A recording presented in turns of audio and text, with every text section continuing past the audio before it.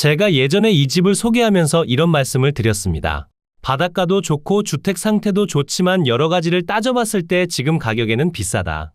최소 70%는 떨어질 때까지 기다려야 한다. 그런데 진짜로 그렇게 됐습니다. 처음 감정가 4억 1,500만 원이던 바닷가 조망 전원주택이 이제는 약 70% 떨어진 가격으로 다시 나왔습니다. 토지는 191평, 건물은 47평, 2017년에 지어진 2층 전원주택이고 축사나 고압선, 바닷가 터세 따위도 걱정할 필요 없는 전원주택 단지에 위치한 곳이라 주변 환경은 아쉬움이 없습니다. 그럼 이제 중요한 건 하나입니다. 이 정도로 떨어졌으면 이제는 들어가도 되는 가격일까요? 아니면 예전처럼 아직도 더 기다려야 하는 물건일까요? 오늘은 그 기준을 다시 잡아드릴 테니 채널 고정하고 집중해서 시청해주세요. 그럼 현장 안내를 시작하기 전 구독과 좋아요 한 번씩 부탁드리고 댓글에 여러분의 의견을 남겨주세요. 오늘은 우리 집 입구에서부터 시작해 토지와 건물 순서대로 살펴보겠습니다. 바로 앞에 위치한 왕복 2차로의 도로에서 조금만 들어오면 우리 집이 위치한 전원마을 속에 도착합니다. 들어오는 도로폭도 기본적으로 4m로 이루어져 있어 차량 출입 시 불편함이 전혀 없고 지금 표시되는 우리 집 앞까지 연결된 도로 지붕까지 당연히 포함되어 있습니다. 그리고 현장에 도착해보면 별도 대문은 없지만 측면으로 차량을 주차할 수 있는 공간이 있고 석축과 울타리 덕분에 대지 경계도 비교적 확인하기 쉬웠습니다. 다만 지금은 빈집으로 남아있다 보니 마당이 조금 어수선한 느낌이 있는데 수년 동안 완전히 방치된 폐가 같은 느낌은 아니고 마당 정리와 기본적인 청소 정도만 진행하면 금방 해결될 것으로 판단되는 정도였습니다. 여기까지 봤을 때 엄청난 문제점이 없다는 점은 확실히 아시겠죠? 그럼 지금부터는 해당 물건에 포함된 토지 경계부터 살펴보겠습니다. 이 집에 포함된 토지는 총 2필지입니다. 하나는 실제 주택이 올라가 있는 대지이고 다른 하나는 옆집과 함께 사용하는 도로 지분입니다. 전체 토지 면적은 191평으로 부족함이 없고 도로 지분을 제외한 순수 대지 면적만 봐도 168평에 해당하니 전원주택으로 사용하기에는 크게 부담없고 아쉽지 않은 면적인 듯합니다.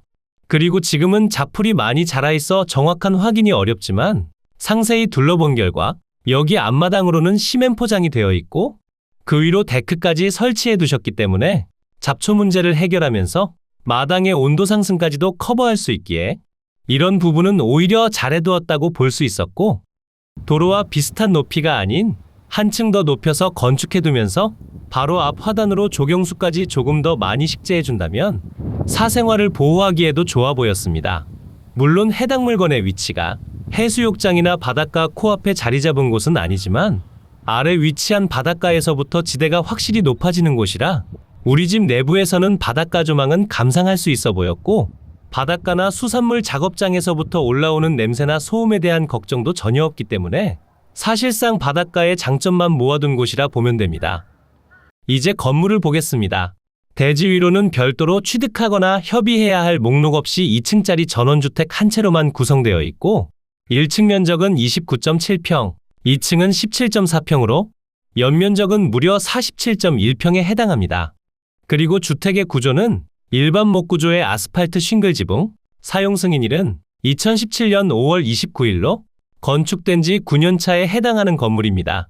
이제 곧 10년을 바라보는 건물이면서 바닷가와 가까운 곳에 자리 잡은 목조주택이라 이런저런 걱정이 될 수밖에 없는데 밝은 색상의 외장재에는 오염된 흔적이 조금 보이고 전면부 목재로 바로 마감된 곳도 교체가 필요해 보였지만 외벽의 균열이나 구조적인 부분에서 중대한 하자라고 볼 만한 곳은 전혀 없었고 전원주택에서 가장 중요하다 할 수 있는 지붕 쪽 파손 흔적이나 누수의 흔적도 살펴볼 수는 없었습니다.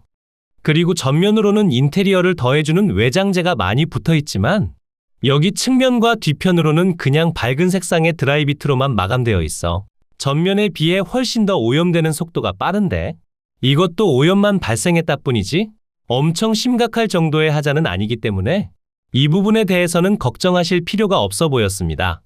다만 여러분도 아시는 것처럼 요즘 전원주택은 매물이 넘쳐나면서 심지어 경매로도 수많은 물건들이 쏟아지고 있어 아주 신중한 선택이 필요하고 한번 사게 되면 다시 되파는 건 사실상 불가능하다 봐야 하기에 최대한 폭락하길 기다렸다 평생 산다는 생각으로 매입해야 합니다. 이제 현장에서 대략적인 물건 현황을 살펴봤으니 지금부터는 상세한 경계를 보면서 설명드리겠습니다. 오늘 소개해드린 물건에 포함된 토지 경계입니다. 서두에 설명드린 내용처럼 전체 두 필지로 구성된 토지는 168.7평의 대지와 22.3평의 도로 지분이 포함되어 있으며 두 필지 합산 면적은 191.1평입니다. 바로 아래편 도로 지분을 현장에서 확인해 본 결과 도로폭은 3m를 유지하기에 차량으로 출입할 때 아무런 불편함이 없고 도로를 함께 사용하는 바로 옆집은 자기 집 마당에 주차를 하기 때문에 도로에 주차할 일이 전혀 없고 우리 집은 여기 측면에 자리 잡은 주차장을 활용하면 됩니다. 그러니 주차로 인한 분쟁은 전혀 걱정할 필요가 없습니다.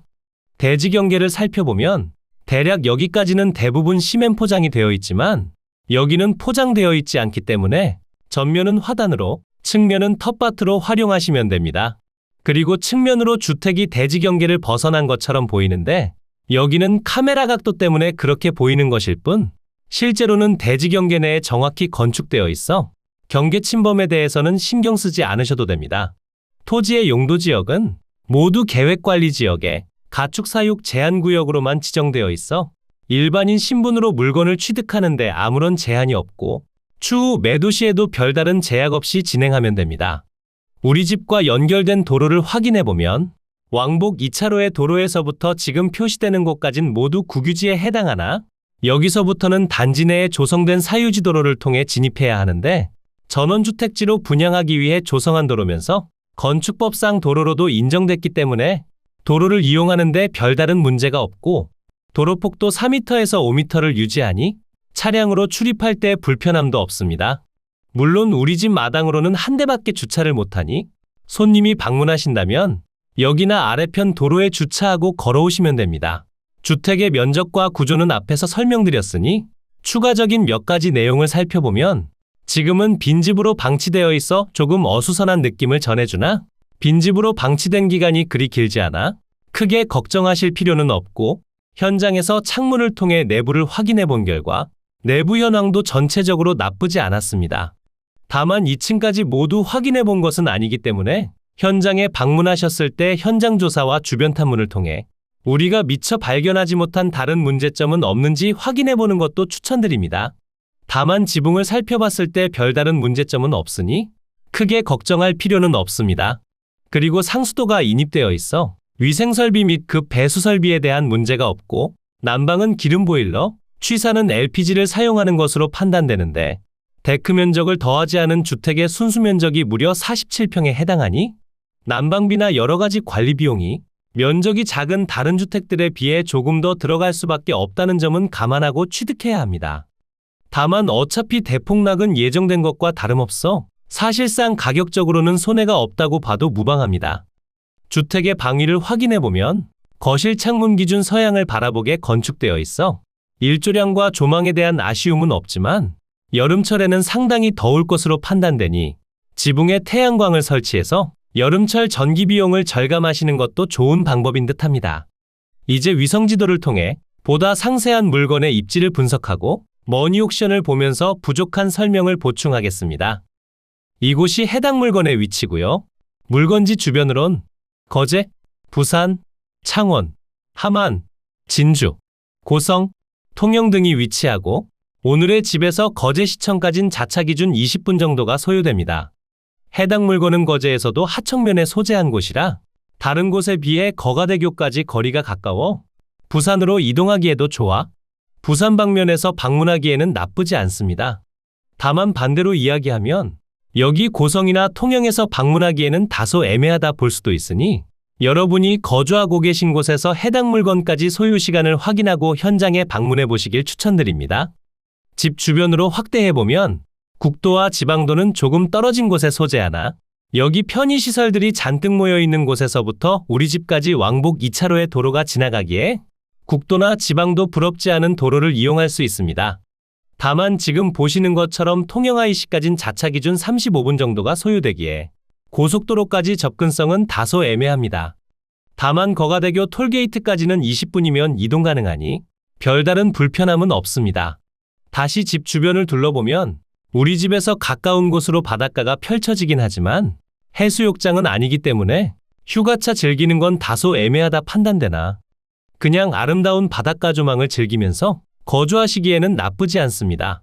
그리고 남쪽 방면으로 조선특화 농공단지와 산업단지가 펼쳐져 걱정하실 수도 있는데 산업단지와 우리 집까지는 대략 1.5km 정도 떨어져 있어 직접적인 소음과 분진에 대한 피해는 전혀 없었고 출퇴근 차량도 여기보다는 거제시청 방면으로 나가는 차량이 훨씬 더 많기 때문에 도로소음이나 분진에 대한 피해도 크지 않습니다. 다만 전형적인 어촌마을과 전원주택단지로 조성된 곳이라 걸어서 이용할 수 있는 편의시설이 부족하다는 점은 다소 아쉽게 느껴지기도 한데 거제시청까지 자차 기준 20분, 여기 고현동까지는 10분이면 이동할 수 있어 평상시에는 여기를 이용하시면 되고 아파트 단지들이 많이 모여있는 곳이라 병원과 약국 등 의료 인프라에 대한 아쉬움도 없습니다. 해당 물건이 위치한 마을을 보면 여기 아래편으로는 농경지가 상당히 많지만 우리 집 근처로는 분양에 실패한 토지 빼고는 농경지가 없고 집 주변으로 축사나 고압선에 대한 문제는 물론 수산물 작업장도 없기 때문에 냄새나 소음에 대한 걱정도 없습니다. 물론 우리 집 바로 앞으로 분양되지 않은 토지가 남아있어 여기에 주택이 건축된다면 조망을 가릴 수밖에 없는데 지금 이런 시기에 새롭게 신축하실 분들은 많이 없다고 판단되며 여기 옆으로도 분양되지 않고 방치된 전원주택지가 너무나 많기에 향후 몇 년간은 다른 주택이 건축되는 일은 없어 보였습니다. 이곳이 오늘 소개해드린 물건의 토지 경계입니다. 영상에서 설명드린 내용과 모두 일치하며 위성지도상의 오차로 인해 조금 밀린 모습을 보여주긴 하지만 모든 건물이 대지 경계 내에 정확히 건축되어 있어 경계 침범에 관한 문제가 없습니다. 이제 머니옥션을 통해 상세한 현황을 설명드리겠습니다. 사건 번호 2025 타경 21,646 소재지는 경상남도 거제시 하청면 석포리 126-2번지회 한 필지고 물건의 종류는 단독주택입니다. 매각기일은 2026년 6월 8일 월요일 오전 10시에 창원지방법원 통영지원에서 진행됩니다. 처음 평가된 감정평가 금액은 4억 1,500만 원에 평가됐지만 현재는 엄청난 폭락을 거듭하며 몽땅 1억 4천만 원까지 떨어져 진행 중입니다. 물건 현황표를 보면 두 필지의 토지와 주택이 표시되며 일괄 매각으로 진행 중인 점을 알 수 있고 조경수 및 수목이 포함 평가된 두 필지의 토지는 2억 3,600만 원에 평가됐다. 현재는 8,100만 원으로 평당 42만 원에 진행 중이고 2층 단독주택의 평가 금액은 1억 7,900만 원에 평가됐다. 현재는 6,100만 원으로 평당 130만 원에 진행 중입니다. 바닷가 근처에 위치하면서 시청 접근성도 우수한 전원주택은 현장에서 살펴보니 생각보다 나쁘지 않았습니다. 그런데도 불구하고 왜 여기까지 떨어졌을까요? 거제시의 전반적인 분위기가 하락세라는 것도 있지만 특히 전원주택 시장의 진실과 가격 거품을 알게 된 분들이 많아졌다는 점도 있습니다. 그리고 매입하더라도 사실상 다시 되파는 건 불가능하다 봐야 하기에 많은 분들이 기피하는 현상이 발생하고 이게 곧 가격 하락으로 연결됩니다. 하지만 저처럼 아파트에는 별로 관심이 없어 생각하지 않거나 그냥 단순히 전원주택이 좋아서 세컨하우스로 생각하신다면 그냥 최대한 저렴하게 적어서 입찰해보고 되면 좋고 안 되면 말고라는 마인드로 한번 도전해보는 것도 좋아 보였습니다.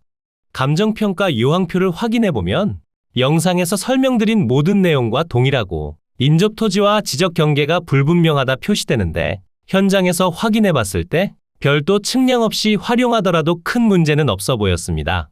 임차인 현황표를 확인해보면 감정평가사가 현장에 방문했을 때 방문시마다 폐문부재로 장기간 부재로 판단되며 이후 탐문을 해봤을 때에도 수개월째 사람이 거주하지 않는다는 진술이 있었고 전입세대 열람한 바 아무도 등재되어 있지 않은 상태로 임차인에 대한 문제점은 전혀 신경 쓰실 필요가 없습니다.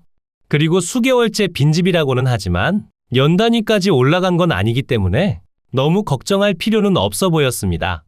건물과 토지 등기부를 확인해보면 2017년 7월 10일에 설정된 근저당권이 말소기준 권리가 되며 아래에 보이는 소유권 이전 청구권 가등기를 비롯한 모든 권리들이 소멸하니 여러분께 인수되거나 소멸하지 않는 권리가 없는 깔끔한 물건임을 알 수 있습니다. 오늘 여러분께 소개해드린 물건은 어떠셨나요? 예전에 보여드렸을 때도 생각보다 인기가 많았지만 그 당시에 최소 70%까지는 떨어져야 매력적이라 말씀드렸고 실제로 70% 가까이 폭락한 상태로 등장했기에 이제는 한 번쯤 눈여겨볼 만한 주택이라 판단됩니다. 그러니 해당 물건에 관심이 생긴다면 꼭 한번 현장에 방문해 보시길 추천드립니다.